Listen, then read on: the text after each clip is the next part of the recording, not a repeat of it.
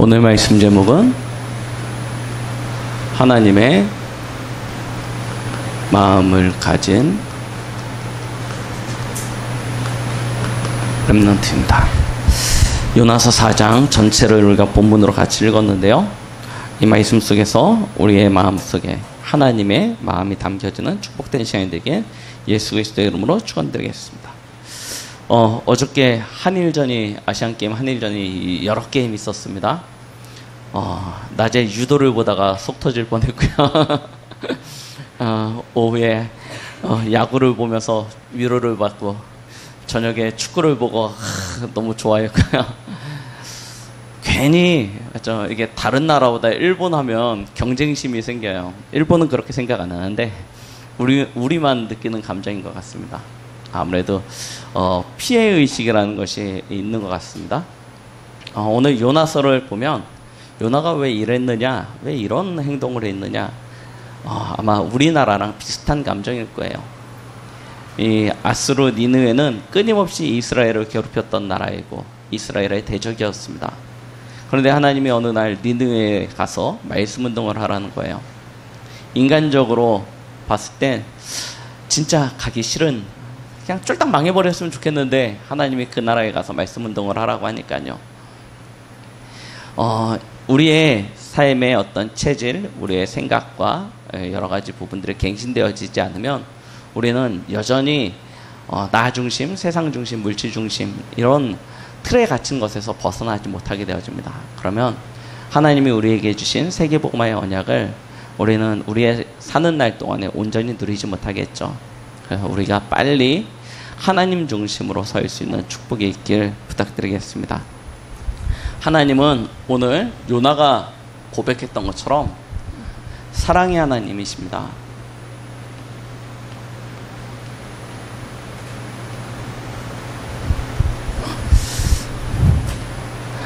하나님은 우리를 위하여 사랑을 베푸시길 주저하지 않으십니다. 그리고 그 사랑은 한없이 크고 넓고 다함이 없는 사랑입니다. 그 사랑으로 하나님께서 우리를 구원하셨습니다.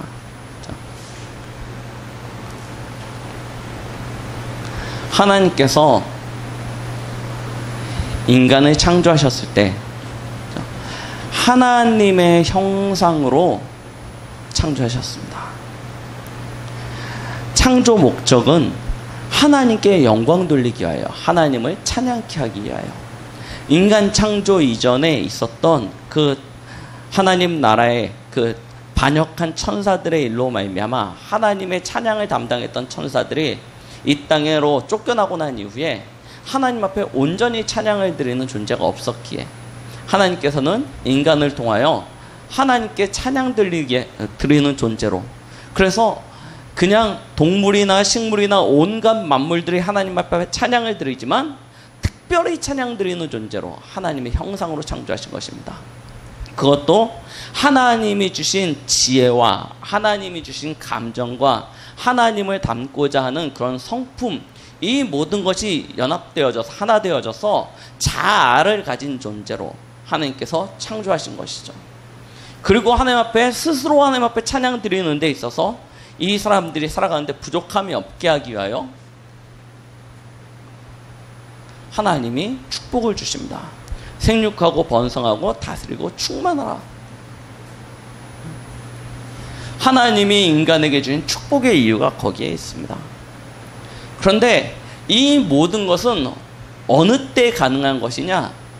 창조 원리대로 하나님과 함께할 때만 누릴 수 있는 축복이었습니다. 물고기가 물속에 있어야지 행복하듯이, 새가 하늘을 자유롭게 날아다녀야지 행복하고, 나무가 땅에 뿌리를 곧게 내리고 있어야 행복하듯이, 사람은 창조주 하나님과 함께 있을 때만 행복한 존재로 하나님께서 창조하신 것이죠. 그런데 어느 날 이 관계가 단절되어진 것입니다. 이유는 간단합니다. 하나님을 떠났어요. 하나님의 형상으로 하나님과 함께하면서 하나님이 준 축복을 누리고 살아야 되는 인간이 하나님을 떠난 것입니다. 왜 떠났습니까? 죄로 말미암아요. 하나님이 먹지 말라고 한 선악을 알게 하는 나무의 열매를 따먹은 그 죄의 결과로 하나님을 떠나게 된 것이죠. 여기에 가장 역할을 많이 한 존재가 있습니다. 누굽니까? 요한복음 8장 44절. 인간을 실패시키고 인간을 멸망시키는 이 사단이란 존재예요. 이 사단이란 존재가 아담과 하와에게 나타나서 시험한 것입니다. 얼마만큼 하나님의 언약을 분명히 굳건히 잡고 있는지 시험을 했습니다. 그런데 아담과 하와가 이미 언약을 잊어버리기 시작한 거예요. 그래서 사단이 시험했을 때 그 사단의 유혹에 넘어가 버린 것이죠. 하나님을 떠난 결과로 신분과 소속이 이제 바뀌어졌습니다. 원래는 하나님의 자녀로 하나님의 나라의 것으로 살아가는 존재였는데 이제는 마귀 자녀로 마귀에게 속한 자로 마귀의 심부름을 하는 마귀의 종으로 타락되어진 것이죠. 그 사단이 시키는 일 중에 가장 큰 일이 무엇이냐? 경배 대상을 바꾸는 것입니다. 우상숭배요. 사단은 하나님께 가는 영광을 자기가 차지하기를 원합니다. 그래서 제일 먼저 뭐하게 만듭니까? 우상숭배하게 만듭니다. 귀신을 따르게 만듭니다. 그러면 반드시 오는 결과가 있습니다. 3, 4대 저주요. 그로 말미암아 인간은요, 단 한순간도 태어나면서부터 죽을 때까지 참 평안과 안식과 행복을 알지 못한 채 정신문제 가운데 살게 되어지죠. 이거는 뭐 돌았다 그런 얘기가 아닙니다. 그냥 심각한 상황이 오면 돌기도 합니다. 맞죠? 정신이 완전히 이상해지게 되면 요즘엔 조현병이라고 하죠. 조현증이라고. 자, 이런 정신적인 문제가 옵니다. 조금 더 하면 귀신에 들리기도 합니다. 그런데 그 정도까지 아니더라도요, 사실은 많은 이들이 이 정신적인 문제로 스트레스와 불면증, 야뇨증, 우울증, 그리고 공황장애 등 심각한 정신적인 문제를 겪고 있는 것들이 사실입니다. 이것이 실제로 삶으로 나타나집니다. 육신적인 문제로요. 정신적으로 평안과 안식이 없다 보니 삶 속에서, 사회생활 속에서 나타나는 것입니다. 가정생활 속에서, 부부관계 속에서, 자녀들과의 관계 속에서 나타나집니다. 내가 가지고 있는 문제가 드러나지는 것이죠. 그것으로 말미암아 오늘날 사회적인 문제들이 얼마나 많은지 모릅니다. 결국 그 모든 일의 끝은 무엇입니까? 지옥입니다. 내세 문제예요. 자, 이것이 한 세대로 그치는 것이 아니고 반드시 자녀에게 전달되게 되어져 있죠. 후손 문제로. 자, 어떻게 해결합니까? 사람의 수고나 열심이나 노력이 이 문제를 해결할 수 있습니까? 돈이나 과학이나 어떤 것이 이 문제를 해결할 수 있습니까? 인간이 태어나면서부터 가지게 되는 근원적인 문제입니다. 그 배경 속에 누가 있냐? 영적인 존재인 사단이 이미 장악하고 있는 것입니다. 그런데 이 사단을 이길 수 있는 힘이 인간에게 있습니까? 사실은 없습니다. 이 근본 문제를 해결할 수 있는 힘이 있습니까? 없습니다. 하나님의 영광에 이르지 못하는 상태가 이미 되어져 버린 거예요. 허물과 죄로 죽어버렸습니다. 시체가요, 죽어버린 존재가요, 몸부림치는 것이 가능합니까? 그래서 사람의 힘으로 안 되기에 하나님이 하나님의 방법으로 길을 여셨죠. 창세기 3장 15절. 여자의 후손이요.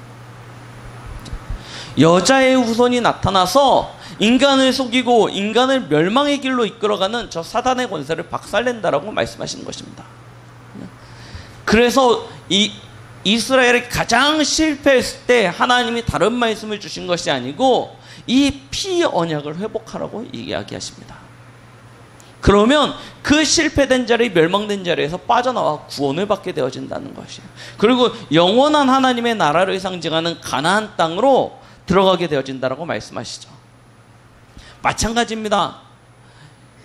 강대국에 노예되어진, 포로되어진 이스라엘에게 다시 하나님이 말씀하십니다. 이사야 7장 14절이요. 보라, 처녀가 잉태하여 아들을 낳으리니 그 이름을 임마누엘이라 하리라. 왜?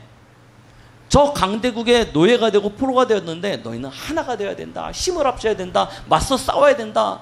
마음이 약해지지 말고 강하고 굳세라 하지 않으시고, 그렇죠?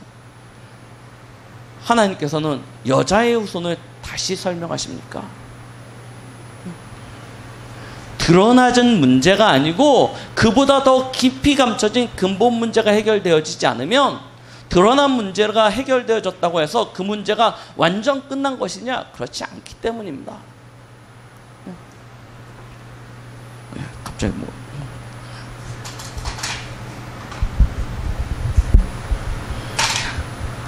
이 약속하신 분이 실제로 오셨습니다. 여자의 후손이요. 그분이 누구십니까? 예수님이시죠.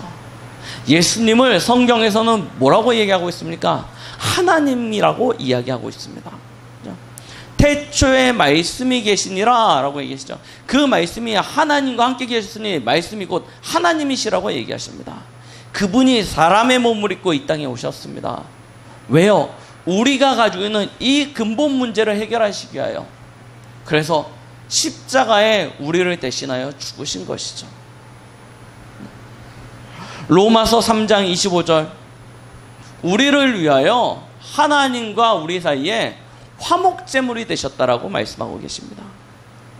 그분이 요한복음 19장 30절 십자가의 죽으심으로 우리 인생의 모든 문제를 끝내셨습니다. 하나님 떠난 인간에게 하나님 만나는 길이 되어주셨습니다. 우리의 모든 죄를 그분이 용서하신 것입니다. 그리고 우리를 속이고 우리를 멸망시키는 그 사단을 이기셨습니다.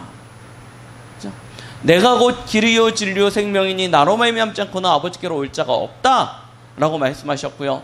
생명의 성령의 법으로 너를 죄와 사망의 법에서 건져내셨다라고 말씀하고 계십니다.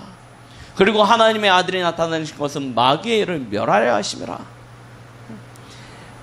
예수님이 십자가에 죽으심으로 우리 인생의 모든 문제를 끝내버리신 것입니다. 그래서 우리는 그분을 그리스도라 칭하시죠. 하나님 만나는 길 대신 참 선지자로, 우리의 모든 죄를 용서해 주신 참 제사장으로, 사단을 이기신 참 왕으로, 하나님께 기름 부음 받은 그리스도, 예수님이 곧 그리스도십니다. 그 그리스도를 믿을 때 우리는 사망에서 생명으로 옮겨집니다. 마음으로 믿으면 의에 이르고 입으로 시인하면 구원을 받는다라고 말씀하셨습니다. 입으로 시인하는 것, 그것을 보고 영접이라고 그러죠. 영접할 때 하나님의 자녀가 되어지고요. 우리가 예수님을 영접하는 그 순간 성령 하나님께서 우리 안에 오셔서 우리와 더불어 함께 하신다라고 약속하고 계십니다. 그분이 우리의 몸을 성전 삼고 우리 안에 거하시는 것이죠. 그래서 우리 안에 하나님의 나라가 임하는 것입니다. 하나님을 어떻게 만납니까? 하나님을 만나셨습니까? 우리 렘넌트들에게 물어보면 아마 어떤 렘넌트들은 그런 생각이 들 거예요. 난 하나님을 만난 적이 없는데요. 왜냐? 눈으로 봐야지 하나님을 만났다라고 생각하니까요. 그런데 아닙니다. 우리가 하나님을 눈으로 볼 수 없어요. 그럼 하나님을 어떻게 만납니까? 우리 안에 예수 그리스도를 영접할 때 성령님께서 우리 안에 거하시고 그분이 우리를 성전 삼고 우리를 안에 함께 하시면서 우리 안에 하나님의 나라가 임재되어지는 것이죠. 그러면서 주어지는 구원에 대한 확신과 그 신분에 대한 확신, 그것을 통해서 우리는 하나님을 만나는 것입니다. 그러면 요한복음 14장 16절로 27절, 그 성령님께서 우리 안에 계셔서 함께 하시고 인도하시고 역사하시겠다라고 말씀하시는 것입니다. 이것이 구원입니다. 구원은 단순히 죽어서 빌립보서 3장 20절에 고백되어진 것처럼 하나님 나라에 올라가는 것 그 정도뿐만 아니라 이 땅에 살면서 하나님과 함께하는 그런 축복인 것입니다. 하나님의 소원은 여기에 있습니다. 하나님의 형상으로 하나님의 축복받고 누려야 될 인간이 하나님을 떠남으로 죄와 저주와 멸망 상태에 빠져버린 것을 안타까워하시고 다시금 우리와 함께 하시기 위하여 예수 그리스도를 이 땅에 보내사 십자가에 못 박아 죽게 하시고 또 부활케 하신 것입니다. 하나님의 소원은 함께 하는 것입니다. 오늘 요나서를 우리는 정확히 봐야 됩니다. 많은 사람들이 하나님을 징벌하시는 하나님으로 생각합니다. 그래서 교회를 다니는 많은 신자들이 예배 빠지면 하나님 앞에 혼날까봐, 내가 나쁜 짓 하면 하나님 앞에 혼날까봐 늘 두려움의 대상으로 하나님을 찾고 있습니다. 그런데 하나님은 그러신 분이 아니십니다. 하나님은 사랑이십니다. 그 우리는 사랑의 하나님, 그 은혜로우신 자비로우신 하나님, 그분과 함께하는 삶을 사는 것, 이것이 신앙생활인 것이죠. 그런데 오늘 본문에 나온 요나는 이 사실을 몰랐던 것입니다.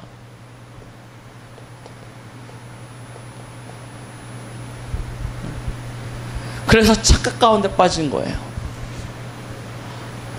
하나님이 우리 지난주에 봤듯이 요나서 1장에 첫 번째로 부르십니다. 그러면서 하시는 얘기가 니느웨에 가서 말씀 운동을 하라는 거예요. 그런데 요나는 자기 중심, 나 중심의 신앙생활 속에 있다 보니 하나님의 이 계획보다는 내 생각, 내 뜻이 더 우선시되어져서 불순종하게 되어집니다. 오늘 우리가 4장에서 읽었던 것처럼 하나님이 어떤 하나님인 줄 안 거예요. 하나님이 어떤 하나님인 줄 알기 때문에 내가 가서 니느웨에서 말씀 운동을 하면 니느웨 사람들은 당연히 회개할 것이고, 회개하면 하나님이 니느웨를 치지 아니할 것이고, 이것이 과연 나와 우리에게 좋은 일일까? 이것이 과연 우리에게 유익된 일일까? 아무리 생각해봐도 그렇잖아요. 이스라엘에게 생각해봐도 이건 별로 바람직하지 않은 것 같아요. 그래서 어떡합니까? 하나님이 용서해 주실 줄 알고 어디로 가요? 다시스로 도망갑니다. 잘못된 인도인 거죠.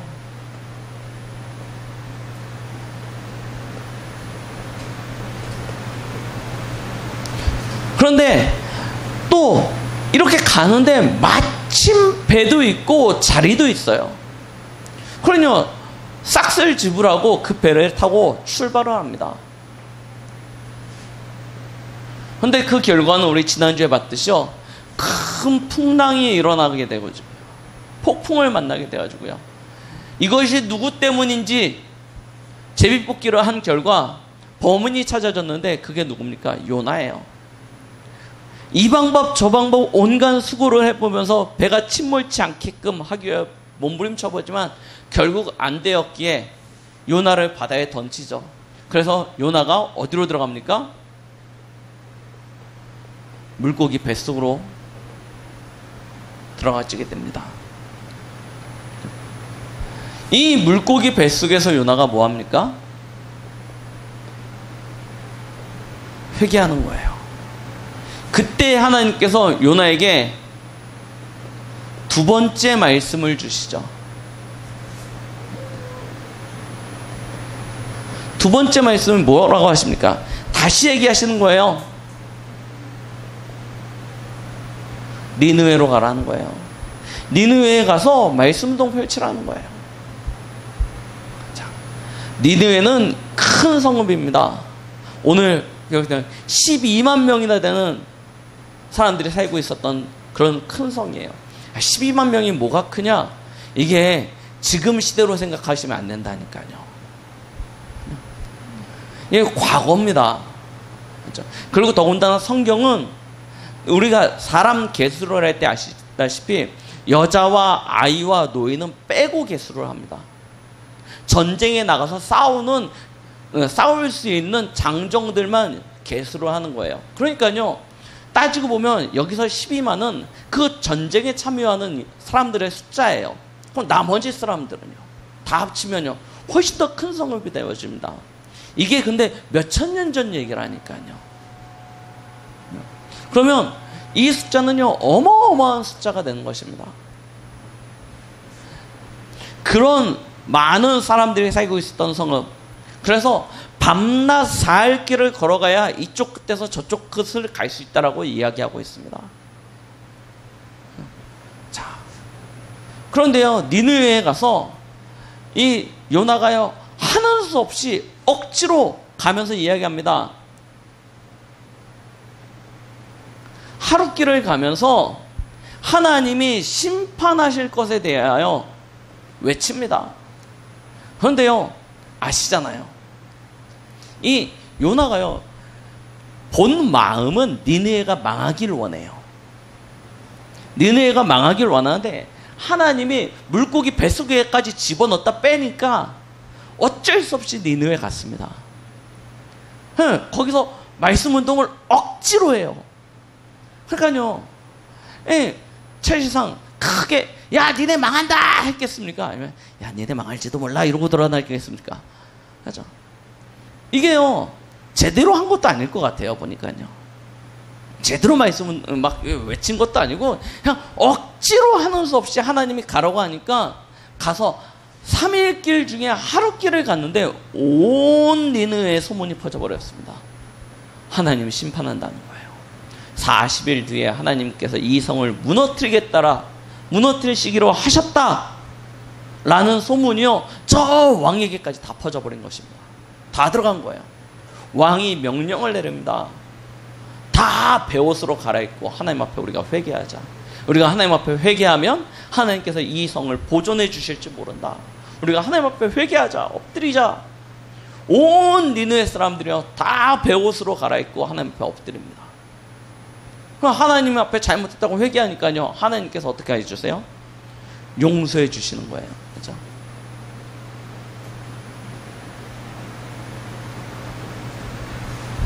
이런 일이 펼쳐집니다. 하나님이 재앙을 그치셔요. 그런데요, 이 일을 놓고 오늘 4장을 보셨죠. 요나가 어떻게 합니까?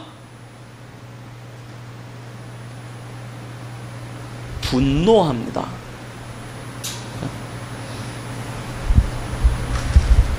자, 4장 1절에 뭐라고 이야기하고 있습니까?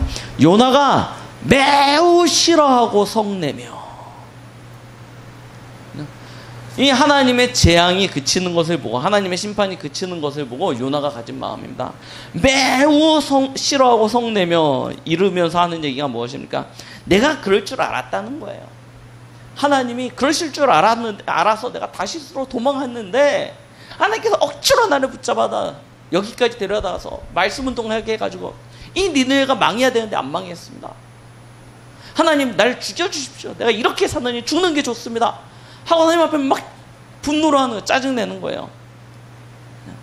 하나님 뭐라고 하냐면 야 네가 성내는 것이 옳으냐 화내는 것이 옳으냐 하는데 요나 뭐냐 나중에 뭐냐 내가 죽기까지 할지라도 성내다 죽을지언정 이것이 옳습니다. 막 하나님 앞에 막 짜증을 내요. 분노합니다. 자,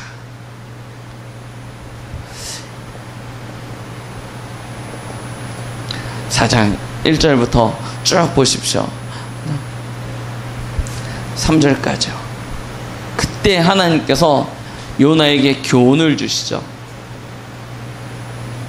4장 4절부터 11절에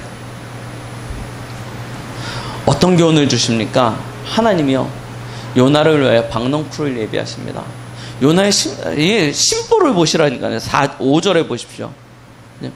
요나가 성읍에서 나가서 그 성읍 동쪽에 앉아 거기서 자기를 위하여 초막을 짓고 그 성읍에 무슨 일이 일어나는가를 보려고 그 그늘 아래에 앉았더라.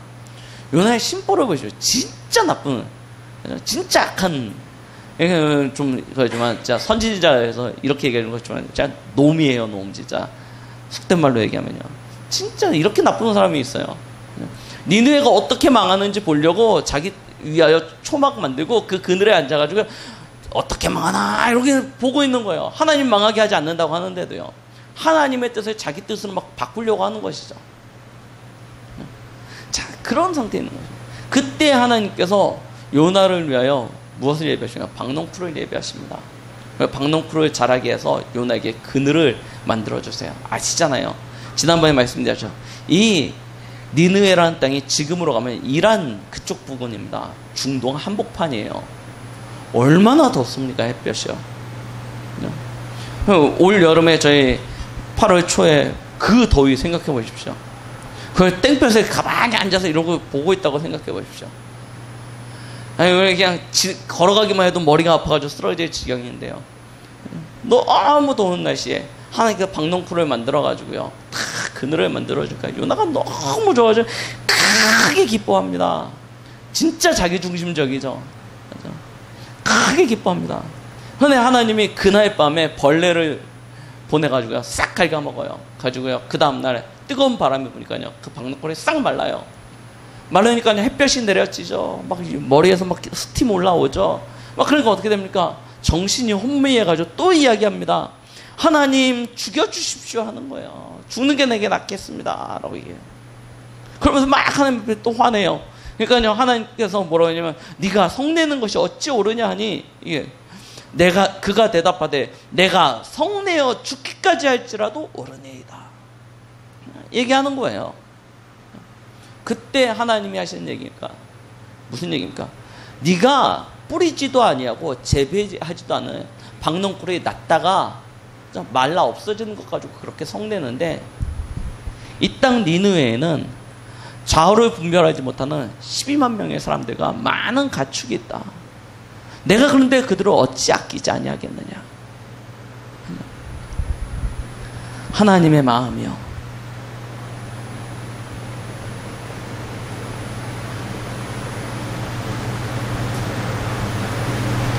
우리는 이 하나님의 마음을 가슴에 남으셔야 됩니다. 나를 싫어하기 때문에, 나를 괴롭히기 때문에, 나한테 안 좋은 해코지를 했기 때문에 우리는 여러 가지 이유와 핑계거리가 참 많습니다. 하나님 앞에서요. 인상이 더러워서, 성격이 나빠서 막 많은 핑계들을 대면서요. 사람들에게 복음을 전가하는 일에 주저하고요. 또 때로는요. 그것을 등한히 여길 때도 있습니다. 근데요. 하나님은요. 다른 마음을 가지고 계십니다. 하나님은 다른 이유를 가지고 계십니다.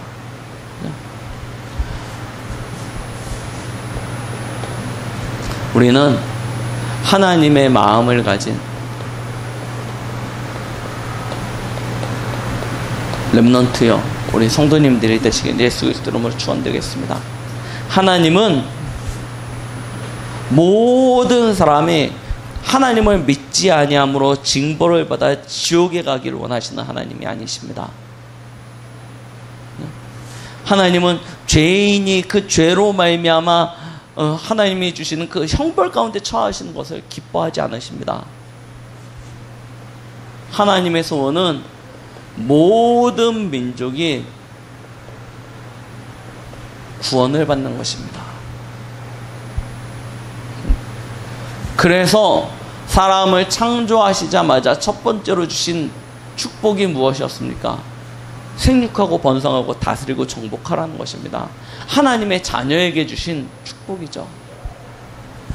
예수 그리스도 안에 들어온 아브라함에게 주신 첫 번째 약속이 무엇이었습니까?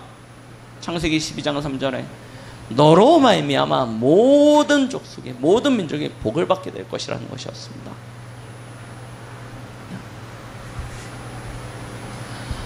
하나님의 소원입니다. 시편 22편 27절에요. 뭐라고 말씀하고 계십니까? 땅의 모든 끝이 여호와를 기억하고 돌아오며 모든 나라의 모든 족속이 주 앞에 예배하리니. 이것이 하나님의 마음이라니까요. 이사야 11장 9절이요.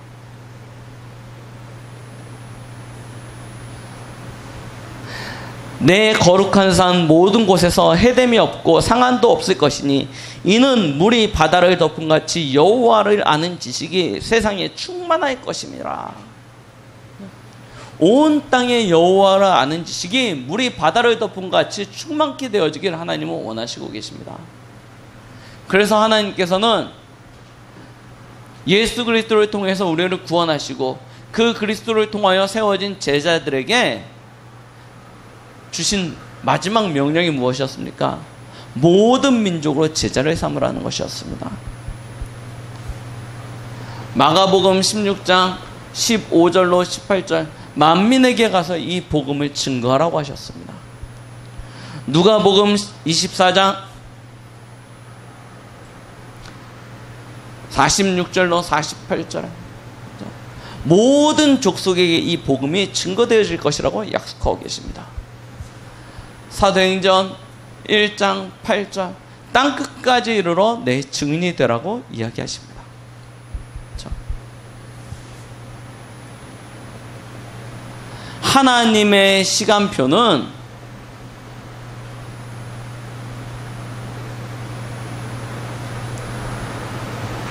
여기에 있습니다. 마태복음 24장 14절 이 복음이 땅끝까지 증거되고 난 이후에야 끝이 올 것이라고 약속하고 계십니다. 하나님의 소원이라니까요. 하나님의 마음이라니까요. 진짜 모든 사람이 이 복음을 듣고 살아나게 되어지는 것. 그렇다면요, 우리는요, 이 일에 있어서 우리의 중심입니다. 우리도 알지 못하는 사이에 나와 우리라는 자기중심적인 것에서 그리고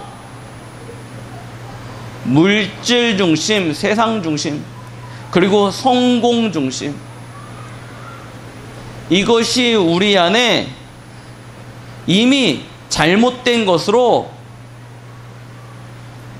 각인, 뿌리 체질되어져 있는 것이죠. 여기서 빨리 벗어나야 됩니다. 이 각인 체질을 빨리 벗어나야 돼요. 잠언 4장 23절에 뭐라고 얘기하십니까?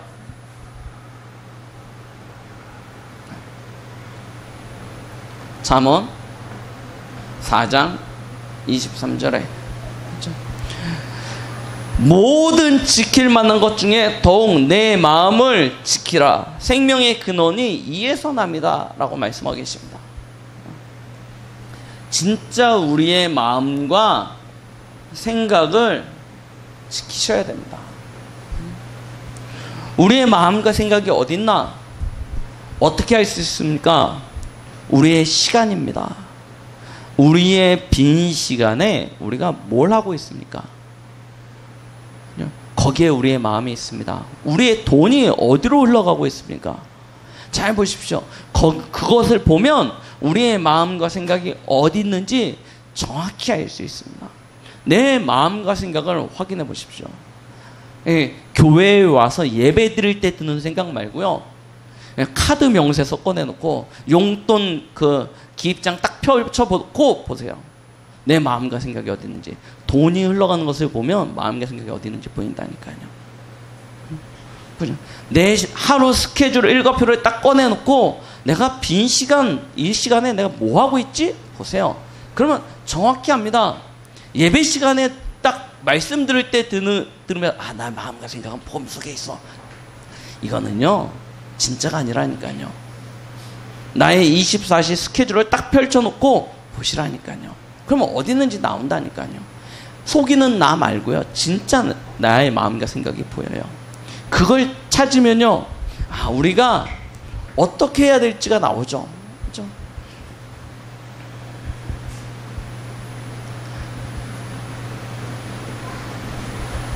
우리의 눈을 하나님께로 돌리는 것입니다. 우리 찬양에 나오는 것, 모든 시선을 주님께 드리고 우리 찬양하지 않습니까? 진짜 우리의 시선을 하나님께 고정시키십시오. 하나님 중심으로.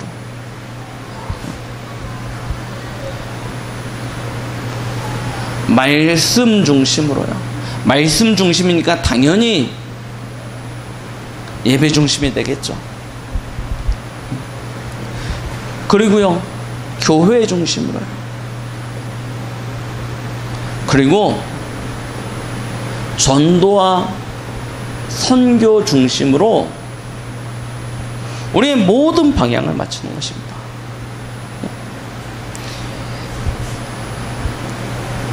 렘넌트 대회 때 마지막으로 유 목사님이 주셨던 그 우리의 실천할 수 있는 그 제목들, 이걸 가지고 플랜을 짜라고 얘기하셨어요. 이걸 가지고 우리의 인생에 어떤 계획들을 세워가시라니까요. 안 그러면요, 계획을 세웠는데 어떤 방향과 목표가 없으면 우리는 그때그때에 따라서 막 흔들리는 그런 인생이 되어집니다. 이번에 여러분이 주셨던 5가지 그 삶의 포인트, 그 비밀을 가지고 여기에 방향 맞춰서 내 인생의 계획의 플랜을 만들어 보세요. 그리고 그걸 가지고 무시로 하나님과 소통하는 것입니다. 그러면요, 우리의 인생은요, 요나처럼 틀린, 하나님께서 요나서를 기록한 이유가 무엇이겠습니까? 요나서가 응답을 받았습니까? 역사를 이루었습니까? 요나서가 대단한 전도자였습니까? 그렇지 않습니다. 실패한 전도자예요. 성경대로 본다면요. 그런데 하나님께서 이 요나의 이야기를 성경에 기록한 이유가 분명히 있지 않겠습니까? 우리에게 경고를, 우리에게 교훈을 주시는 것입니다. 빨리 나 중심, 자기 중심, 우리 중심, 내 생각, 내 틀에서 벗어나서 하나님의 마음으로, 하나님 앞에서 하나님 중심으로, 말씀 중심으로, 그리고 교회 중심으로, 전도와 선교의 중심으로 우리의 인생에 계획을 세우라는 것이죠. 거기에 우리의 인생의 방향을 맞추라는 것이죠. 하나님은 우리를 이 시대에 하나님의 언약 가진 하나님의 자녀로 부르시고 세계복음화의 역사를 우리를 통해서 만들어 가시는 줄 믿습니다. 우리의 마음과 생각을 오직 복음 안에서 하나님의 언약으로 지키고 그 언약 안에서 우리가 진짜 세계복음화의 도단성 운동의 주역으로 서시는 그런 축복이 있는 한 주간이 되시기를 예수 그리스도의 이름으로 축원드리겠습니다. 기도하시겠습니다. 하나님 아버지 감사드립니다. 하나님께서 오늘도 우리에게 귀한 말씀을 주심을 감사드립니다. 온 땅이 모든 민족과 족속이 복음을 듣고 하나님 앞에 돌아오기를 원하시는 사랑의 하나님, 우리를 먼저 택하여 부르시고 우리를 통하여 이 일을 하는 이 시대의 도단성 운동의 주역으로 세워가심을 감사드립니다. 하나님께서 우리의 마음과 생각을 지키시고 오직 하나님 중심, 말씀 중심, 교회 중심, 전도와 선교 중심으로 우리의 인생이 세워질 수 있도록 주여 역사하여 주시옵소서. 예수님의 이름으로 기도드렸습니다. 아멘.